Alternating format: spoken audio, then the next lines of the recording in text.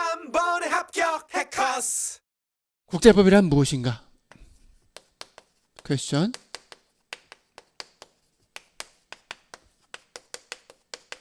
이 국제법과 대비되는 게 뭘까요? 국내법이겠죠? 그러면 국내법이란 무엇일까요? 여러분 지금 열심히 민법, 행정법, 국내법을 배우고 있잖아요. 또 헌법도 있죠. 형법? 국내법이란 뭘까요? 딱 한마디. 바로 이렇죠. 국내 사회를 규율하기 위한, 그래서 필요한 법이 뭐다? 국내법이다. 사회가 있는 곳에 법이 있어요. 그래서 국내법이라는 것은 별거 없어요. 국내 사회를 타깃으로 해서 그 국내 사회를 규율하게 한 법이죠. 그죠?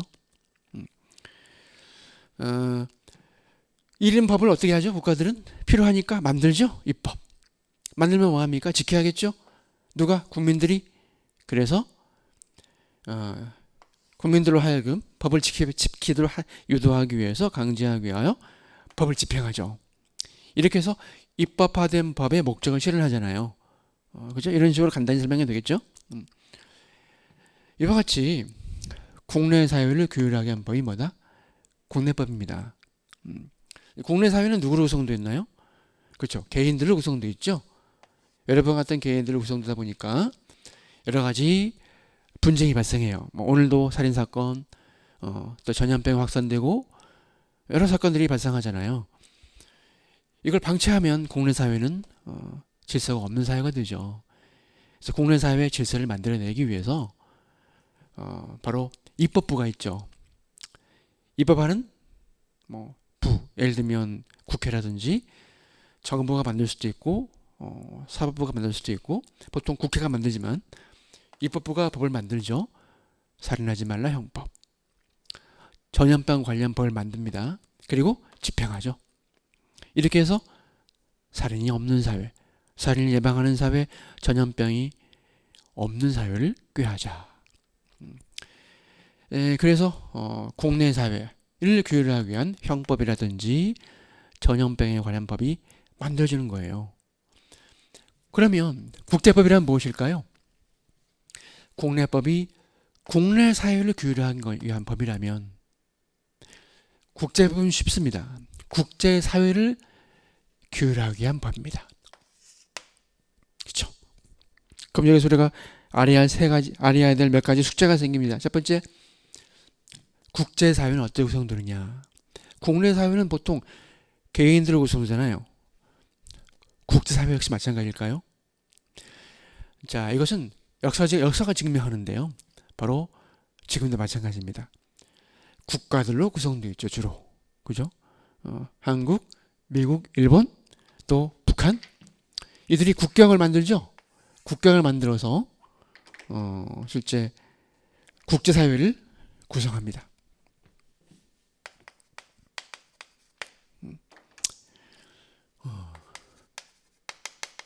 마치 국내 사회 개인들이 모여 살려면 분쟁이 생기고 다툼이 생기고 시비가 붙고 살인이 발생하듯이, 이걸 규율하기 위하여 법이 필요하듯이 마찬가지입니다. 국가들이 국제사회, 이 좁은 지구에 모여 살면 다툼이 생길까 안 생길까요? 생기기 마련이겠죠? 이 다툼을 고상한 말로 분쟁이라 합니다. 디스퓨트, 분쟁. 그렇다면 대표적인 예를 들어봐라. 하나 더 그래야겠네. 아유, 그렇게 많네요. 이쪽에 러시아가 있다, 우크라이나가 있다, 그죠? 자, 러시아 우크라이나가 전쟁이죠. 또 한일 간에 방사능 오염수 배출 문제가 있죠. 어때요? 이런 여러 가지 사건이 발생해서 한일 간의 분쟁, 러시아 우크라이나의 분쟁, 미국과 하나 더 그립시다. 중국 간의 분쟁, 대만을 놓고 다툼이 생겨요. 이걸 방치하면 인류는 전쟁에 휩싸이고 방사능 오염물질이 바다를 지배하고 미중 간의 세계전쟁도 가능하죠. 기후변화 큰 문제죠. 자, 이와 같은 문제점 또는 분쟁을 예방하려면, 해결하려면 어떻게 해야 될까요? 법이 필요하다는 겁니다. 법이. 자, 법이란 뭐죠? 바로 아시죠? 권리와 의무를 말합니다. 한 꾸러미에, 한 무리에 a bundle of right and obligation이라 표현하는데요. 그래서 한 묶음의 권리 의무를 법이라 합니다. 예를 들면 어떤 법이 필요할까요? 러시아 우크라이나의 전쟁을 막으려면 전쟁하지 말라. 그런 법이 필요하겠죠. 그래서 법을 만듭니다. 입법. 전쟁하지 말라. 법을 만들 필요가 있겠죠. 만듭니다. 누가 만들까요? 누가? 국내 사회 같으면 살인하지 말라. 이런 법이 필요하니까 국회의원들이 국회 등에서 법을 만들죠. 일반적으로. 그런데 국제사회에서도 국내 사회 국회와 같은 입법기관이 있을까요? 어떤 분들은 있다 뭐 하는 분도 있지만 사실 없어요. 아직은 국제사회는 국내 사회보다 미개해요. 즉 덜 조직화되어 있어요. 즉 각 국가들이 힘이 막강해서 폭력을 독점하기 때문에 이 국가들이 모여서 법을 만드는 어떤 입법기관이 그것도 강제성을 갖는 입법기관이 존재한다? 라고 보기는 어려워요. 즉 이 국가를 초월하는 초입법적인 초국가적인 입법기구가 세계적인 입법기구가 있느냐? 없다. 보통 그렇게 보거든요. 그럼 어떻게 만들 것인가? 전쟁하지 말라. 기후변화를 억제하기 위하여 온실가스 배출하지 말라. 일본 너희들 방사능 오염물질 배출하지 말라. 이 법이 필요한데 이 법을 누가 언제 어떻게 만들까요? 고민해야겠죠. 그걸 우리가 국제법 연원이라는 그런 파트에서 배우게 돼요. 국제법의 연원이란 말은 영어로 소스입니다. 소스. 그러니까 소시스라는 거 뭐죠? 소스, 출처 그런 거잖아요. 그래서 국제법은 어디서 비롯되는가? 어떻게 만들어지는가? 이게 연원이에요. 궁금하잖아요. 국내법은 국회에서 보통 만들잖아요. 각 국가들이 의회 이런 데서 국회의원들이 모여서 만들잖아요. 보통. 그런데 세계에서는 국제사회에서는 초국가적인 국가를 뛰어넘는 세계적인 입법기구가 없기 때문에 누가 언제 어떻게 국제법이 필요한데 만들 수 있을 것인가? 이게 사실 중요한 그런 과제가 됩니다. 숙제가 됩니다. 이걸 우리가 국제법 연원에서 배우게 되는데요. 그동안 국제사회에 모여있던 국가들이 있었겠죠? 그들이 좋은 시스템을 만들었어요. 국제법을 만들기 위한. 그게 바로 뭐냐면 조약 체결을 하는 겁니다. 조약 체결. 그래서 우리는 첫 번째 쭉 와볼까요? 여기 이 조약을 어떻게 체결하고 누가 체결하고 언제 체결하며 지켜야 되는지 누가 지켜야 되는지 안 지킬 수 없는지 여러분 민법처럼 민법에서 계약을 만들죠. 비슷하게 개인들이 계약을 만들듯이 계약 국가들도 계약과 유사한 조약을 만들어요. 민법에서 이 계약이란 어떻게 정의되고 어떻게 만들고 효력은 있는지 무효는 안 되는지 배우죠. 마찬가지로 조약도 그걸 배우게 돼요. 누가 언제 어떻게 만들고 효력은 있는지 누가 지켜야 되는지 어떻게 지켜야 되는지 무효는 안 되는지 그래서 맨 마지막 시험 주제가 무효예요. 그래서 여러분들이 민법을 잘 공부했으면 조약법은 거저먹기예요. 됐죠? 그 다음 두 번째 아무리 국제법이 필요해서 국가들이 계약처럼 조약을 만들었다 칩시다. 예를 들면 대표적인 예가 러시아 우크라이나예요. 이 두 나라 사이에 조약을 체결했어요. 유엔 헌장이라는 조약을 체결했어요. 유엔 헌장. 둘 다 유엔에 가입했어요. 유엔 헌장은 조약이에요. 지켜야죠. 마치 계약을 만들었으면 개인들이 계약을 성실하게 지켜야 하듯이 국가들도 계약과 유사한 조약을 체결했으면 유엔 헌장 지켜야 됩니다. 유엔 헌장에는 2조 사항이라는 게 있습니다. 뭐가 들어있느냐? 전쟁하지 말라는 게 들어있어요. 이른바 무력상 금지 원칙이죠. 근데 러시아가 지키나요? 안 지켰죠. 위반했죠. 그래서 또 하나 우리가 골머리를 앓는 연구해야 될 고민해야 될 숫자가 또 하나 생기는 거예요. 이렇게 조약 같은 국제법을 만들었는데 지켜야 되는데 안 지키는 거야. 러시아처럼. 이거 어떻게 대응할 것이냐? 어떻게 대응할 것이냐? 요거죠. 누가 언제 어떻게 조약 위반에 대하여 대응할 수 있을 것인가? 자, 국내 사회는 어떻게 되나요? 국내 사회에서 법을 위반하죠? 예를 들어 형법, 살인하지 말라 위반하면 어떻게 대응하나요? 피해자가 또는 피해자 유가족이 가해자, 살인자를 상대로 죽여버립니까? 이른바 자력구제라 자력구제, 셀프헬프 허용되나요? 안 되죠.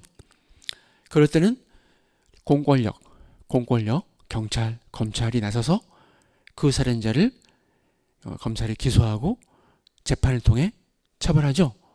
시스템이 완비되어 있어요. 이건 국내 사회예요. 그러면 국제사회도 이와 같은 시스템이 존재하느냐? 법을 집행하는 시스템이 정말 러시아가 국제법을 위반하면 세계 경찰, 검찰이 러시아를 체포해서 법정에 세우고 결국은 처벌할 수 있는 것인가? 택도 없어요. 그런 거 없습니다. 아직은 국제사회는 미개해서 국내 사회보다는 미개해서 아직은 그런 시스템을 안 만들었어요. 그러면 질문이 생기죠. 고민이 생깁니다. 러시아가 유엔 헌장 2조 사항 무력상 금지 원칙을 위반했습니다. 전쟁을 했어요. 어떻게 대응해야 될까요? 누가 언제 어떻게 이 러시아에 맞설 수 있을까요? 어떻게 대응해야 될까요? 그래서 러시아를 하여금 전쟁을 멈추게 하고 다시 전쟁을 못하게 평화로운 상태로 이끌 수 있는 방법은 없을까요? 그게 바로 책임법입니다. 책임추구. 즉 우리 국제법은 국내 사회에서는 자력구제, 셀프헬프가 인정이 안 되지만 국제법은 허용합니다. 왜냐하면 국제법을 위반한 나라를 상대로 법을 집행할 수 있는 초국가적인 집행기관이 없기 때문입니다. 집행기구가 없기 때문입니다. 즉 세계정부가 없기 때문입니다. 그래서 그렇다고 해서 국제법 위반한 러시아를 내버려둘 수는 없잖아요. 우크라이나가 심각한 피해를 입었는데, 그죠? 러시아는 가해국, 우크라이나는 누굽니까? 피해국이죠? 그래서 피해국이 누가? 피해국이 언제 어떻게 책임을 누구에게? 러시아 가해국에게 추궁할 수 있는가? 이걸 고민해 봐야 돼요. 그렇죠? 책임을 물을 수 있는가? 어떤 방법으로 묻는 게 맞는 것인가? 책임을 어떻게 물어볼 수 있는 것인가? 이런 책임 추궁 방법은 효과적인가? 그래서 우리 시험범위 가이드라인도 자 따라가 보세요. 책임 규정 초안을 출제합니다. 즉 국가책임법을 출제합니다. 됐죠? 마지막으로 지금 제가 든 예는 러시아 우크라이나 전쟁 같은 안보죠. 또 일본의 방사능 오염물질 같은 환경법, 국제환경법, 국제해양법이에요. 바다기 때문에 이런 주제도 있지만 또 하나의 주제가 무역법이라는 주제가 있습니다. 국제무역법. 우리 여기 세 번째죠. 가트라는 조약이 있어요. 가트는 뭐냐면 GATT죠. 얘는 G는 general이에요. general. A는 agreement예요. 그래서 번역하면 general 1번 agreement 협정입니다. 그리고 TT는 뭐냐면 tariffs and trade 해가지고 관세 및 무역이라는 그런 주제에 대한 협정입니다. 협정이라는 것은 조약을 의미합니다. 조약을. 그래서 가트는 무역, 관세인 무역에 대한 조약이에요. 환경이나 바다나 해양, 안보나 이런 주제가 아니고 국제 무역에 대한 주제를 가지고 만든 조약이 가트라는 조약이에요. GATT, General Agreement on Tariff and Trade. 그래서 관세 및 무역에 대한 일반 협정. 요게 세 번째 가이드라인입니다. 시험에 잘 나오죠. 여기 보면은 가트는요 바로 조약의 하나의 일종입니다. 그래서 오늘은 국제무역에 대한 법도 우리 변호사 시험 준비하는 분들은 알아야겠다. 그래서 이 가트를 출제하는데 아주 몇 조문에 국한해 출제합니다. 1조, 2조, 3조, 11조, 20조. 그래서 2조도 그렇게 안 나와요. 보통 1조, 3조, 11조, 20조가 많이 나오죠. 사실 네 가지라 해도 과언이 아니에요.